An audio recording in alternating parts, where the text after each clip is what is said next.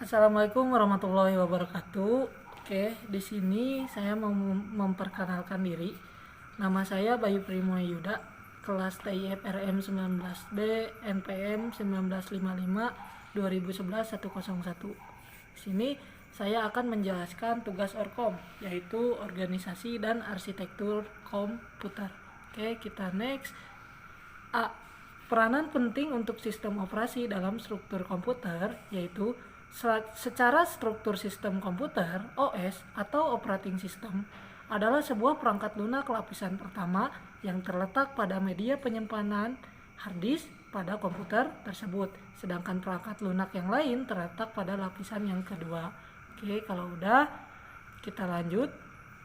Nah, di sini ada peranan penting dan fungsi tersebut meliputi sebagai berikut. Oke, yang pertama ada sebagai kernel, yaitu sebuah program yang berjalan secara terus-menerus atau running sejak komputer dijalankan. Itu sebagai kernel.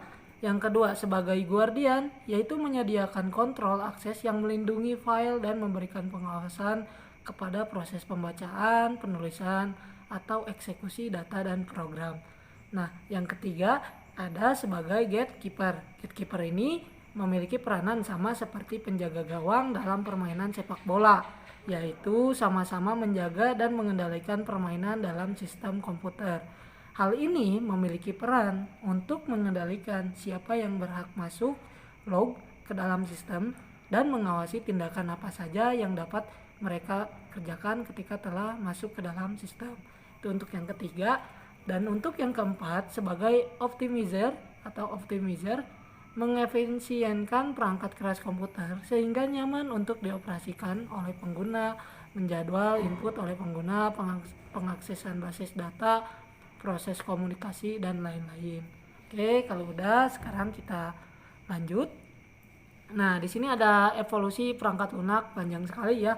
Tahap pertama itu dari tahun 1950 sampai 1960. Tahap kedua 1960 sampai 1970.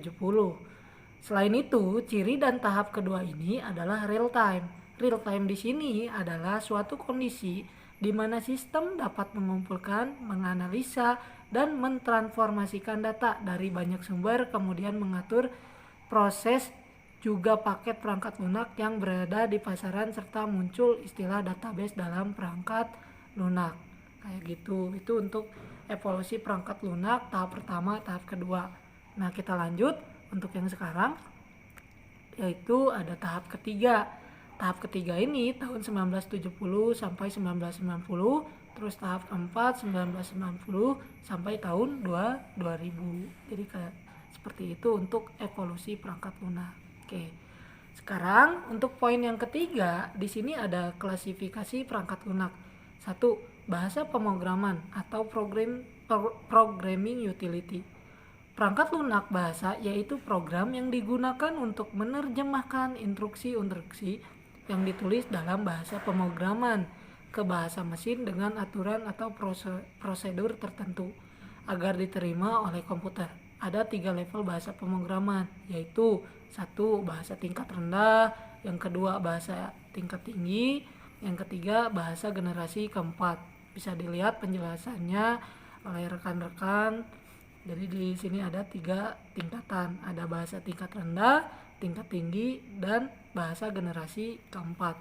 Oke, untuk klasifikasi perangkat lunak. Sekarang kita lanjut. Nah, di sini ada 2 sistem operasi, yaitu operating system. Sistem operasi yaitu program yang berfungsi untuk mengendalikan sistem kerja yang mendasar sehingga mengatur kerja media input, output, tabel, pengkodean, memori, penjadwalan prosesor, dan lain-lain. Sistem operasi berfungsi sebagai penghubung antar manusia dalam kurung user dengan perangkat keras atau hardware dan perangkat lunak atau software yang digunakan. Adapun fungsi utama sistem operasi adalah, kita lanjut. Oke, di sini ada beberapa fungsinya. Yang pertama, menyimpan program dan aksesnya. Yang kedua, membagi tugas di dalam CPU, mengalokasikan tugas-tugas penting, merekam sumber-sumber data, mengatur memori sistem termasuk penyimpanan, menghapus dan mendapatkan data, memeriksa kesalahan sistem, multitugas pada OS, Windows 98, Windows XP, dan Windows 7. Poin yang terakhir yaitu memelihara keamanan sistem khusus pada jaringan yang membutuhkan kata sandi atau password dan penggunaan ID. Contoh sistem operasi misalnya disk operating system atau DOS, Microsoft Windows, Linux, dan Unix. Itu untuk fungsi. Nah, yang ketiga, di sini ada program bantu utility. Perangkat lunak yang berfungsi sebagai aplikasi pembantu dalam kegiatan yang ada hubungannya dengan komputer serta merupakan perangkat lunak sistem dengan fungsi tertentu. Misalnya memformat flash disk, mengcopy data, mengkompres file, dan pemeriksaan keras. Dalam kurung hardware troubleshooting. Itu untuk program bantu utility, mengatur isi ulang hard disk, dan lain-lain. Contohnya Norton Utility, antivirus, dan Winrar. Kita lanjut. Nah, yang terakhir di sini ada perangkat lunak aplikasi. Perangkat ini digunakan untuk mencapai tugas-tugas tertentu. Perangkat lunak aplikasi menggunakan kapasitas sumber secara langsung untuk tugas tertentu dan digunakan untuk mengetik dokumen, memanipulasi foto, merancang rumah, grafik, dan angka. Itu untuk perangkat lunak. Kita lanjut. Nah, di sini adapun berbagai jenis perangkat lunak aplikasi yang ada saat ini adalah termasuk yang berikut ini. Yang pertama ada word processing software seperti Microsoft Word, WordPad, dan Notepad. Terus yang kedua ada database software, Oracle, Microsoft Access, dan sebagainya. Yang ketiga ada spreadsheet software, Apple Number, Microsoft Excel. Yang keempat ada multimedia software, Real Player, Media Player. Yang terakhir presentation software, Microsoft PowerPoint, dan Keynote. Oke, kita lanjut. Oh, masih ada ternyata ya, ada enterprise software, yaitu di dalamnya ada customer relationship management system. Yang selanjutnya ada information worker software, di dalamnya ada documentation tools, resource management tools. Yang ketiga ada educational software, dictionaries, Encarta, dan lain-lainnya. Ada Google Earth dan NASA Whirlwind.